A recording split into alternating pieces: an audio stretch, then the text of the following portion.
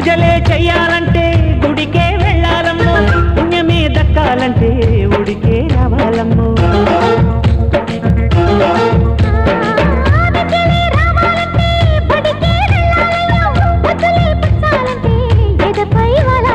చిన్నారి బుక్కల్లో పొన్నారి పొంగుల్లో చేసి తడితే ఎలా ఎలా ఎలాగుంటది,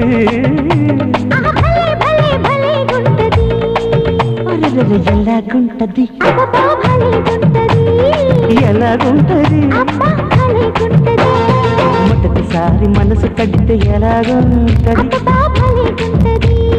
మొదటిసారి ముద్దు పెడితే ఎలాగుంటది, భలేగుంటది.